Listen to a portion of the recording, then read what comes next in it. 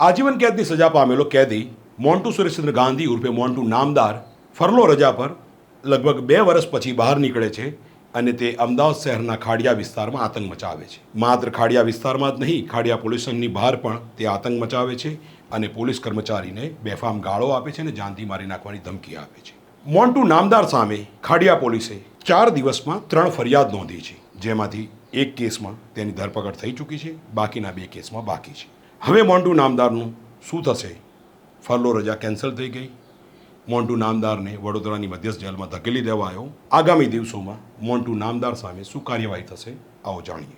વૈષ્ણવજન તો તેને કહીએ જે પીડ પરાઈ જાનાને રે. નમસ્કાર, નવજીવન ન્યૂઝમાં આપનું સ્વાગત છે અને હું છું બંકિમ પટેલ. અમદાવાદ શહેરના ખાડિયા વિસ્તારમાં જૂન 2022માં ભાજપના કાર્યકર રાકેશ મહેતા ઉર્ફે બોબીની હત્યા કરનારા મોન્ટુ સુરેશચંદ્ર ગાંધી ઉર્ફે મોન્ટુ નામદારની સ્થિતિ હવે કફોડી બની છે. મોન્ટુ નામદાર આમ તો જૂન 2022થી જ અનેક જેલમાં જેલવાસ ભોગવી ચૂક્યો છે. તેમાંની પહેલી જેલ છે અમદાવાદની સેન્ટ્રલ જેલ, ત્યારબાદ નડિયાદની બિલોદરા જેલ અને હાલનું ઠેકાણું છે વડોદરાની મધ્યસ્થ જેલ. મોન્ટુ નામદારને આજીવન કેદની સજા થઈ હોવાથી તે પાકા કામનો કેદી છે અને તેનો કેદી નંબર છે 90093. આ મોન્ટુ નામદાર અગાઉ પેરોલ જમ્પ કરી ચૂક્યો છે, પોલીસ જાપ્તામાંથી નાસી છૂટ્યો છે. આ ઉપરાંત આર્મ્સ એક્ટના તેમજ બેહિસાબી નાણાંના એક કેસમાં પણ સંડોવાયેલો છે. મોન્ટુ નામદાર જેલમાં મોબાઈલ ફોન વાપરતો હતો અને તેની પાસેથી મોબાઈલ ફોન પણ મળી આવ્યો છે અને તેના કેટલાક વિડીયોએ તો ધૂમ મચાવી હતી સોશિયલ મીડિયા ઉપર કે જેલમાં પણ આવું થઈ શકે, કેદી આવી મજા કરી શકે. જો કે તપાસમાં શું થયું એ હજુ સુધી કોઈને જાણવા મળ્યું નથી.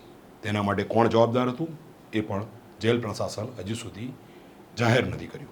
હવે વાત કરીએ મોન્ટુ નામદારે અમદાવાદના ખાડિયા વિસ્તારમાં મચાવેલા આતંકની.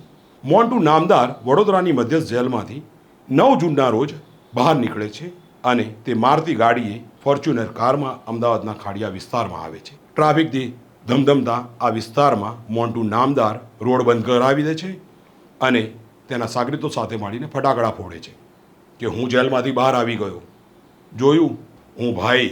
આ ભાઈગીરી મોન્ટુ નામદારને ભારે પડવાની હતી, તેની ત્યારે ખબર ન હતી. મોન્ટુ નામદાર નશામાં ચૂર હોય છે, તે બીભત્સ ગાળો બોલે છે અને હત્યા કેસના જે સાક્ષી છે જોશ ગાંધી તેમને જાનથી મારી નાખવાની ધમકી આપે છે. આ દરમિયાન 112 ઉપર ફોન થાય છે અને પોલીસની ગાડીઓ મારતા ઘોડે ત્યાં દોડી આવે છે. આ ઘટનાની વચ્ચે મોન્ટુ નામદાર ગાયબ થઈ જાય છે. મોન્ટુ નામદારને શોધવા માટે ખાડિયા પોલીસ હજીરાની પોળમાં પહોંચે છે. હજીરાની પોળમાં જ્યારે પોલીસ પહોંચે છે ત્યારે મોન્ટુ નામદાર એક છતથી બીજી છત પર કૂદીને ભાગવા જાય છે. ત્યાં પરબડીની પોળમાં તે પટકાય છે અને તેના પગમાં ગંભીર ઇજાઓ પહોંચે છે. ઇજા પામેલા મોન્ટુ નામદારને પોલીસ ઉચકીને જીપમાં નાખી દે છે અને તેને લઈને ખાડિયા પોલીસ સ્ટેશન આવે છે. ખાડિયા પોલીસ સ્ટેશન ખાતે પણ મોન્ટુ નામદાર પોતાનો દબદબો હોય તેવી રીતે વર્તે છે.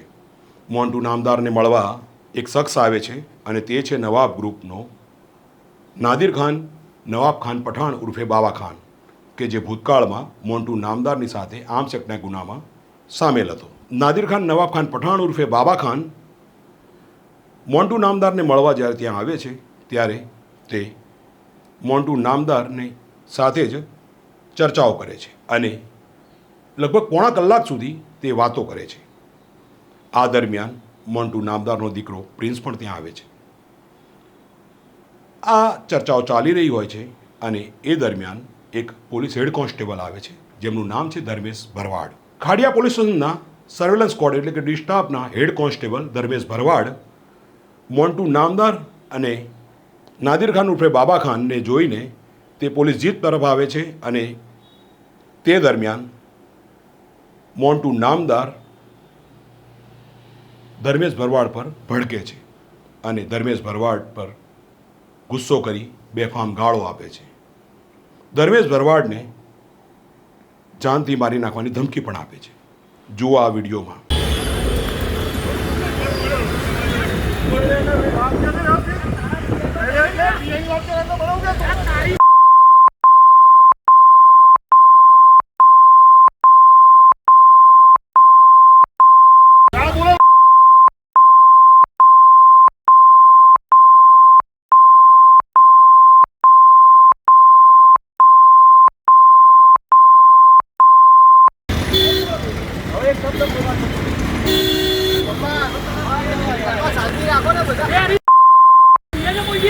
પોલીસ હેડ કોન્સ્ટેબલ ધર્મેશ ભરવાડને જાનથી મારી નાખીની ધમકી આપનાર આ મોન્ટુ નામદારને હવે જેલમાં ફરી મોકલવા માટે પોલીસ મક્કમ બને છે.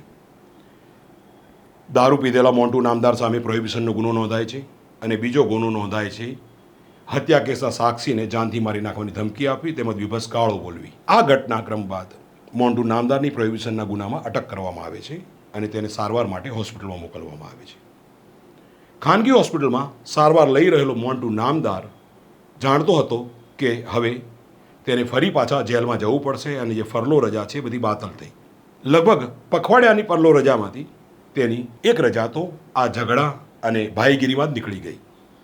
હવે મોન્ટુ નામદાર હોસ્પિટલમાં બિચારી ચિંતા કરતો રહે છે અને એ દરમિયાન જ ખાડિયા પોલીસ સ્ટેશનમાં બનેલી ઘટનાઓ અને નોંધાયેલા 2 ગુનાના સંદર્ભને ટાંકીને અમદાવાદ શહેર પોલીસ જેલ સત્તાધીશોને પત્ર લખે છે મોન્ટુ નામદારની ફરલો કેન્સલ કરવાનો.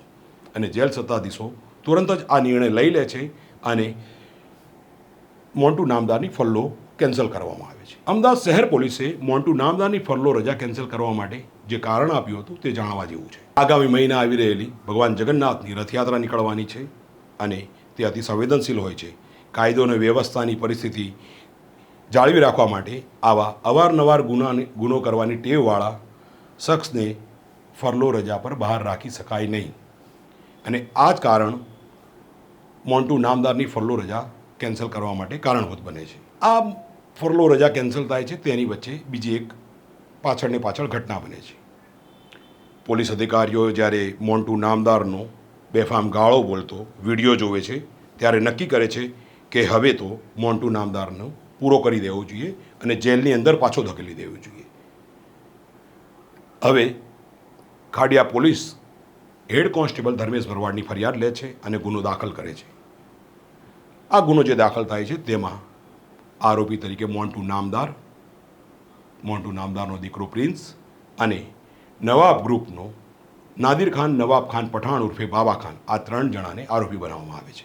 ખાડિયા પોલીસ ગુનો દાખલ કર્યા બાદ ખાનગી હોસ્પિટલમાં સારવાર લઈ રહેલા મોન્ટુ નામદારનો ડિસ્ચાર્જ કરવા માટે હોસ્પિટલ પહોંચે છે. તબીબો ત્યાં તેને ડિસ્ચાર્જ આપે છે અને મોન્ટુ નામદારને જીપમાં નાખીને વડોદરાની મધ્યસ્થ જેલમાં લઈ જવામાં આવે છે અને ત્યાં જેલના સળિયા પાછળ ધકેલી દેવામાં આવે છે.